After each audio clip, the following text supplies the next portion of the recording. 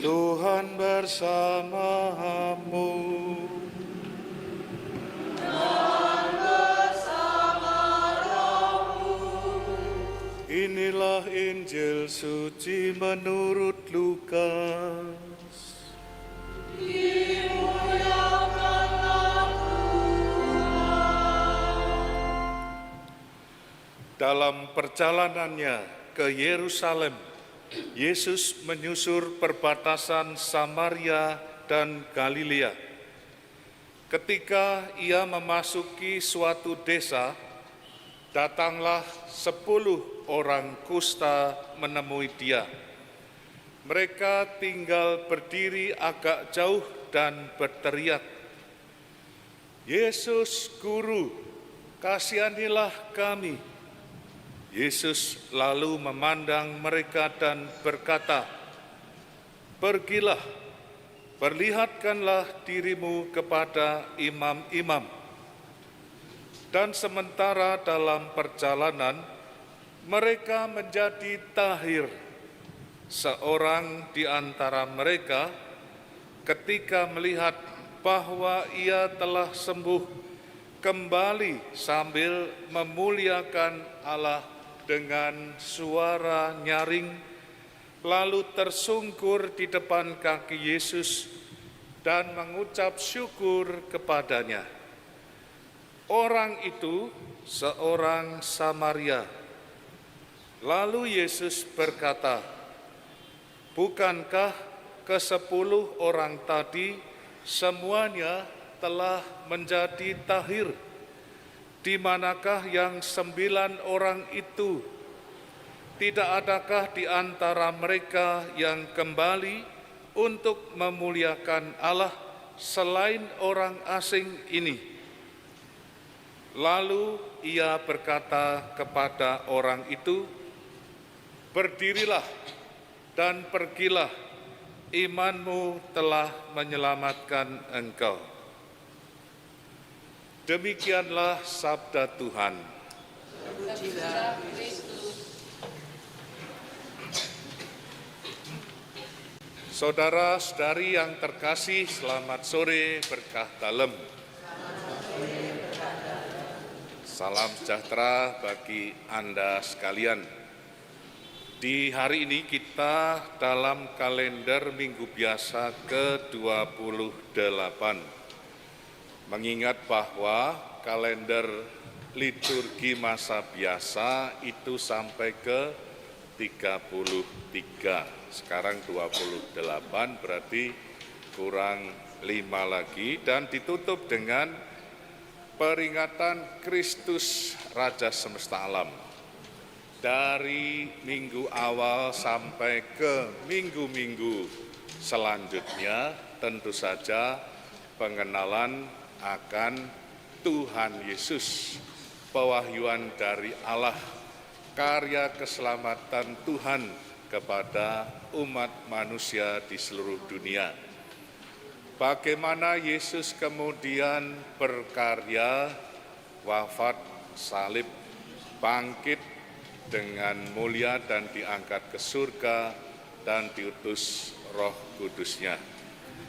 Dan cerita-cerita selanjutnya pada minggu-minggu ini saya perhatikan bagaimana sikap iman kita menanggapi Tuhan. Beragama, berteologi itu tidak hanya bicara tentang Tuhan, tetapi menyadari kehadiran Tuhan dalam kehidupan manusia.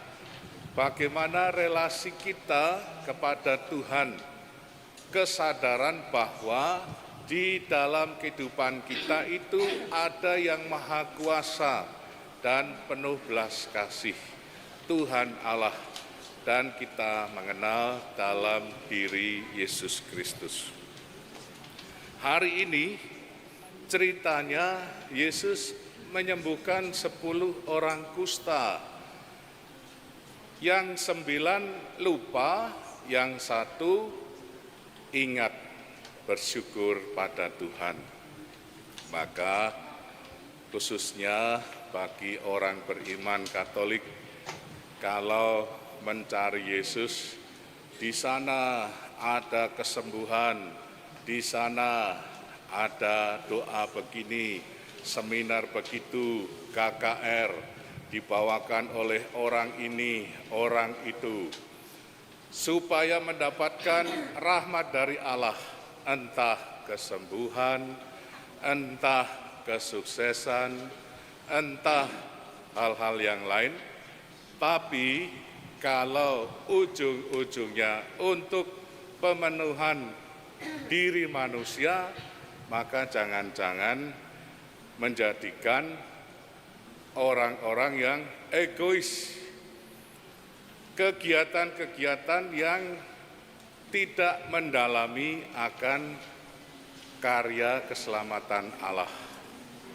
Sehingga kita diajak untuk mengenal karya keselamatan Tuhan dalam Kristus, yang juga lebih penting lagi keselamatan jiwa kita. Teladan para santo dan santa yang barangkali tanpa mukjizat sekalipun, kesetiaannya kepada Allah sangatlah teruji. Misalkan Yohanes Pembaptis, apakah ada cerita mukjizat di balik Yohanes Pembaptis? Selain berseru-seru, bertobatlah, kerajaan Allah sudah dekat. Tidak ada cerita orang buta matanya terbuka, orang tuli bisa mendengar. Tetapi mengingatkan supaya orang berdosa kembali kepada jalan kebenaran dalam Tuhan. Kesadaran bahwa hidup kita tidak bisa mengandalkan diri sendiri, tetapi kepada Allah. Dan dalam hal itu, bacaan-bacaan dalam liturgi Gereja Katolik akan memenuhi pengetahuan kita, meskipun belum semuanya, karena tidak cukup untuk menceritakan karya Tuhan melalui bahkan kitab suci sekalipun. Tidak bisa semuanya dituliskan.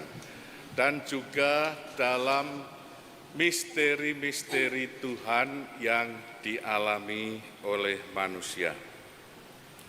Sehingga saudara-saudari, kita diajak untuk menghidupi iman itu dalam kehidupan kita sehari-hari.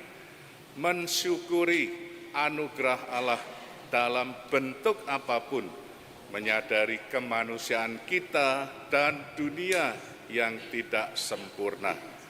Tetap saja dengan harapan-harapan akan kebaikan melalui pertolongan dari Tuhan, itu boleh dimintakan, apalagi di bulan Oktober ini sebagai orang Katolik, kita berdevosi kepada Bunda Allah, dan juga kita memohonkan rahmat bagi kehidupan kita.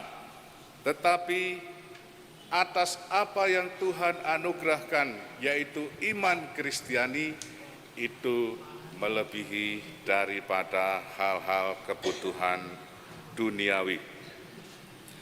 Untuk itu, apa yang dikatakan oleh Rasul Paulus kepada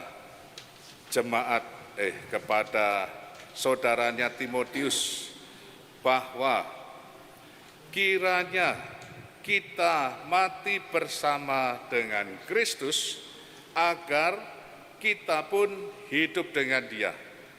Dan jika kita bertekun, kita pun akan memerintah dengan Dia.